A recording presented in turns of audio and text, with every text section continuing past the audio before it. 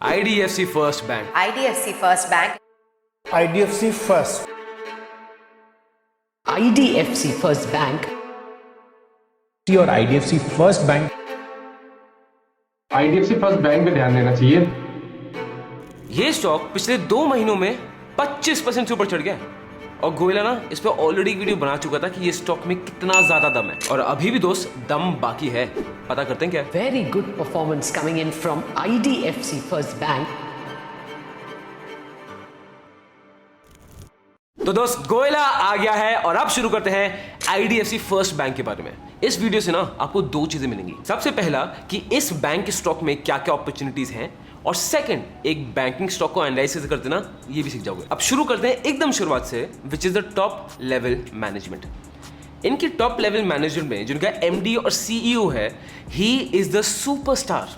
आपको मैं उनके बारे में बताऊं, फ्रॉम 2000 टू 2009 इन्होंने ICICI बैंक का रिटेल बिजनेस को बिल्ड करने में बहुत की रोल प्ले किया था। उसके बाद अगले साल from 2009 to 2010 he was the MD and CEO of ICICI prudential life.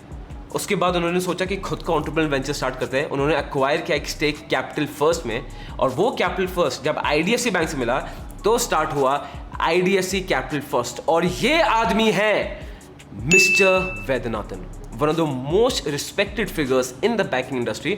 और ये ना आप इनकी हिस्ट्री देख के समझ जाओगे।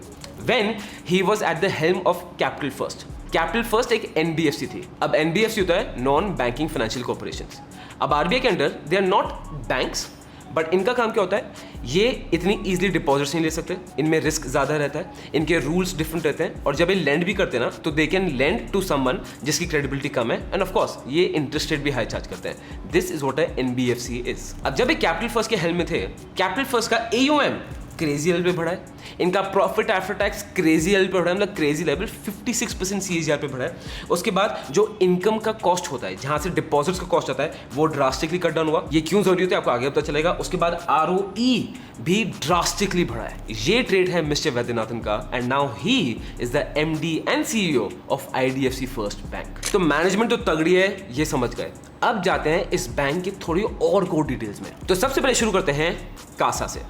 कासा क्या होता है? Current account, savings account, deposit. किसी भी बैंक के लिए ये बहुत इंपॉर्टेंट मैट्रिक है। वाई? आप एक बैंक का ट्रेडिशनल बिजनेस मॉडल देखो, क्या है, वो पैसे लेंगे आपसे, उसको आगे लोन पे दे देंगे और जो बीच में इंटरेस्ट रेट बचता है वो बैंक का प्रॉफिट, वो जाएगा उनकी जेब में। अब जितना पैसे सस्ते में उनको मिलेगा उतना ही बेटर है और कासा में सबसे सस्ते में पैसा मिलता है बैंक को। इसलिए आप देखोगे बैंक्स की ड्राइव चलती हैं कि भाई उनके डिपॉजिट करो, अकाउंट खुलवाओ, ये करो, because they want to take that money from you to increase their business. IDFC की बात करें, इन्होंने बहुत स्कीम्स खोली थी, बट जो भी इन्होंने स्कीम्स की थी, जो भी इन्होंने मार्केटिंग कैंपेन्स किए थे, it work for them so brilliantly. ये आप देखेंगे कासा रिटर्न 74% CAGR से ग्रो किया है और पिछले 2-3 साल से इनका कासा ऑन एवरेज 50% बैठा है। अब मैं इसको इतना ब्रिलियंट इसलिए बोल रहा हूँ बिकॉज मैं HDFC बैंक का कासा देखूंगा, it is at 44%, ICICI bank का कासा इज एट 43.6%। तो अब खुद देख लो IDFC कितना स्ट्रॉन्ग है। आपको मैं अपने पर्सनल एक्सपीरियंस से बताता हूँ। इन 2019 जब हमारा ऑफिस सेक्टर 18 नोएडा में था, वहाँ पे IDFC फर्स्ट की नई ब्रांच खुली थी। हमें खोलना था करंट अकाउंट और करंट अकाउंट में रिमेंबर बड़ी धमाल का इनका ऑफर चल रहा था, तो हमने वहाँ जाके अकाउंट खुला लिया। हमें पता नहीं था बैंक कैसा है, क्या परफॉर्म करेगा, हमने बस खुला लिया। और आप मानोगे नहीं, मेरा एक्सपीरियंस इतना अच्छा गया इनके साथ। इनकी नेट बैंकिंग इज फैंटास्टिक, लेकिन इनके systems are great. As a matter of fact मैंने काफ़ी अपना बैंकिंग बिजनेस IDFC में शिफ्ट कर लिया है। और अगर कोई IDFC फर्स्ट का आदमी है जो वीडियो देख रहा है, तो दोस्त please reach out to Goyla, क्योंकि गोयला ना आपसे पेड क्रैप करना चाहता है, because Goyla trust in your brand. वाह क्या कमीना इंसान है गोयला यार, देखो अपनी मार्केटिंग कर रहा है बेशरम। आपको पता है ना गोयला मोहब्बती हूँ। अब दिक्कत ये आ रही है कि गोयला को to maintain this frequency of videos at this quality, for this research, for this equipment, for this editing, बहुत सारा पैसा जाता है और इस चैनल को सस्टेन करना बहुत डिफिकल्ट हो रहा है। इसलिए वी नीड अ स्पॉन्सर। अब स्पॉन्सर कहने को तो मैं कहीं से भी कुछ मिल जाएगा मुझे, but I want a good brand जिसको मुझे बताने में भी आपको पूरा ट्रस्ट हो कि ये ब्रांड तगड़ी है। तो अब देखो पेड कोलैबोरेशंस वो तो गोयला हैंडल कर रहा है, बट ये आपकी मदद के बिना बिल्कुल भी पॉसिबल नहीं है। So please hit a subscribe button और बेल आइकन तो फोड़ के दबा देना, बिकॉज आपको पता है ना गोयला आपकी स्टॉक मार्केट दिक्कत पूरी संभाल लेगा। अब आते हैं सेकंड पॉइंट में और ये पॉइंट ना बहुत बड़ी प्रॉब्लम है। मतलब ये इतनी बड़ी प्रॉब्लम है, जो प्रॉब्लम गब्बर था फॉर जैन वीरू, जो प्रॉब्लम मोगैम्बो था फॉर मिस्टर इंडिया, जो प्रॉब्लम सलमान खान है फॉर विवेक ओबरॉय। बैंक्स के लिए ये प्रॉब्लम होती है NPA, मतलब नॉन परफॉर्मिंग एसेट। बैंक किसी को लोन देता है और वो लोन ना लौटा है, उसको बोलते हैं NPA, और ये बैंक के लिए इतना बड़ा घाटा होता है। और खुद देख लो, majority of the banks fail क्यों करते हैं? Because of NPS। अब IDFC इस मामले में is doing fantastic. As you can see here, इनका ग्रॉस NPA कम हो गया है, इनका नेट NPA वो भी कम हो गया। और ये IDFC फर्स्ट क्यों कर पाया? बिकॉज देखो, सबसे पहला 2019 में इनकी बस 61% क्लाइंट बेस था जिनका क्रेडिट स्कोर 700 के ऊपर था, और अब वो नंबर 84% है। तो उनकी जो एसेट क्वालिटी है, जो उनका क्लाइंट बेस है, वो बहुत अच्छा है। और उसको जज करने का ना एक और मेट्रिक है, वो है चेक बाउंस देखना। अब चेक बाउंस कब होता है? मैंने आपको चेक इशू कर दिया, आप बैंक में गए, वो चेक बाउंस कर गया कि मेरे अकाउंट में इतने पैसे थे ही नहीं। ये एक क्रिमिनल ऑफेंस है, बट लोग तभी भी करते हैं।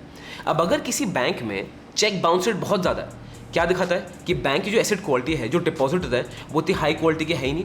यहाँ पे आप IDFC फर्स्ट में देखोगे, इनका check bounce rate has reduced drastically by 34%। It shows कि जो उनकी एसेट क्वालिटी है, जो क्लाइंट बेस है ना, वो भाई तगड़ा है। थर्ड पॉइंट आता है cost of income. Cost of income जितनी कम हो उतना बैंक के लिए बेटर होता है। याद है ना, मैंने आपको बताया था कासा के time. As you can see here, इस बैंक की cost of income from 2019 to 2023 has drastically reduced. As a matter of fact, अभी 2023 में it is the lowest ever. और अगर मैं और मैट्रिक्स देखूं, इनका रिटर्न ऑन एसेट और रिटर्न ऑन इक्विटी, तो दोस्त वो भी बढ़ रहा है यार। Return on equity is rising at a crazy level, return on asset is also rising at a very decent level. Fourth point आता है higher interest margin. And again simple बात है, पैसा दे रहे हो 3% में, उसको उधारी पे दे रहे हो 11% में, तो आपके इंटरेस्ट मार्जिन कितना हो गया? 8%। जितना ज्यादा इंटरेस्ट मार्जिन होगा उतना बेटर होगा। As you can see here, SGFC का इंटरेस्ट मार्जिन है 4.10%, ICICI का है 4.48% और IDFC फर्स्ट का है 6.05%। It is crazy. और क्रेजी बताऊं क्यों है? बिकॉज अगर आप HDFC और ICICI कंपेयर करो ना, तो IDFC फर्स्ट एक बहुत नया बैंक है। नए बैंक को डिपॉजिट इकट्ठा करने में बहुत हाई इंटरेस्ट देना पड़ता है, बहुत ऑफर्स देने पड़ते हैं, बहुत डिस्काउंट देने पड़ते हैं। तो एक नए बैंक का हायर इंटरेस्ट मार्जिन होने की पॉसिबिलिटी बड़ी कम होती है, बट यहां पे आपको दिख रहा है IDFC फर्स्ट ने वो भी बीट कर दिया यार। फिफ्थ पॉइंट आता है हायर प्रोविजन कवरेज रेशियो। अब देखो यार, बड़ा ही इजी कॉन्सेप्ट है। इजी कॉन्सेप्ट ये है कि जितना बैंक लोन दे रहा है, उसके पास कितना पैसा रखा हुआ है एज अ प्रोविजन अगर वो लोन फेल हो जाए। तो अगर बैंक ने मान लो 100 रुपए उधार दिया और बैंक के पास 80 रुपए बैकअप पे रखे हुए हैं, तो क्या अच्छी चीज है? ये बहुत बढ़िया चीज है। क्यों? बैंक का रिस्क कम हो रहा है। बैंक का रिस्क कितना है? सिर्फ 20 रुपए का ही, और ज्यादा रिस्क है ही नहीं। तो जितना हाई प्रोविजन कवरेज रेशियो उतना बेटर है। और यहाँ पे सर IDFC ने फोड़ दिया है। जैसे आप देख सकते हो, इनका provision coverage ratio in March 2023 is up to 80.29%। It is excellent. फिर बात आती है हायर फी बेस्ड इनकम। अब बैंकिंग जब भी आप करते हो, छोटे मोटे चार्जेस पड़ते हैं, इसमें चार्ज पड़ गया, वो दिया चार्ज पड़ गया, चेकबुक मंगा ली चार्ज पड़ गया, कुछ ना कुछ चार्जेस पड़ते रहते हैं। अब किसी बैंक के लिए ये बड़ी अच्छी सोर्स ऑफ इनकम है। व्हाई? बिकॉज ये बैंक को पता होता है ये सस्टेनेबल है और ये आती रहेगी। तो अगर बैंक के पास सपोज 2000 डिपॉजिट्स है, तो 2000 डिपॉजिटर्स में से बैंक को पता है कि देखो इतना तो मेरे पास हर महीने आता ही रहेगा। It is a good thing. Bad thing ये है, और ये मेरा ओपिनियन है, and again this is not specific to IDFC first और any other bank. Bad thing ये है कि हमारा जो पूरे देश का बैंकिंग सिस्टम है ना, ये सिर्फ रिटेल पे ही स्ट्रांग हो रहा है। एज अ डिपॉजिटर अगर आप बैंक से यूज करो, कुछ डिले हो गया, ये नहीं कि आपने वो टाइम से नहीं हुआ है, कुछ भी डिले हो गया, सर आप पे चार्जेस ठोक देंगे, आप रोते रहो, हटाएंगे नहीं चार्जेस, आपको देने पड़ेंगे। हम तो फी कलेक्ट कर लेते हैं, बट बड़े बड़े लोग, नीरव मोदी, विजय माल्या, ये पैसे भर भर के NPA कर जाते हैं, इनका कोई बाल भी बाका नहीं कर पाता। And this is what frustrates me about not this bank in particular but about the entire banking system कि भाई सारे रूल्स एंड रेगुलेशंस ना सिर्फ हम रिटेल लोगों पर ही लगे हुए। गुस्से को रखते हैं साइड में, आते हैं दोबारा टॉपिक पे। बैंक तो देखो अच्छा है। अब मैं हायर फी बेस्ड इनकम की बात कर रहा था। Again look at the graph, इनकी fee based income has grown at a CAGR of 37%, which again is brilliant। और last but not the least जो आता है इनका, वो है प्रॉफिट लॉस। सिंपल बात करते हैं भाई, बैंक कितना प्रॉफिट कमा रहा है। इन 2021 इनका प्रॉफिट था 483 करोड़, नेट प्रॉफिट की बात कर रहा हूं, एंड वही प्रॉफिट मार्च 2023 हो गया 2485 crore. This is IDFC first bank. अब गोरा थोड़ी टेक्निकल्स में भी हाथ साफ कर ले, तो ये है IDFC का टेक्निकल ग्राफ जब मैं वीडियो रिकॉर्ड कर रहा हूं। As you can see, as of now ये सपोर्ट लाइन में बैठा हुआ है, और अगर सपोर्ट को तोड़ता है, it's a technically bad sign. अगर ऊपर जाता है, it is a good sign. अगर अपनी रेजिस्टेंस को तोड़ दिया, तब तो भाई ये अलग लेवल पे जा सकता है। अब आप सर बता दो कमेंट बॉक्स में, आपको कौन सी कंपनी का एनालिसिस चाहिए। जिस कंपनी का नाम 50 टाइम्स कमेंट बॉक्स में आया, वो कंपनी का एनालिसिस गोयला आपके लिए ले आएगा।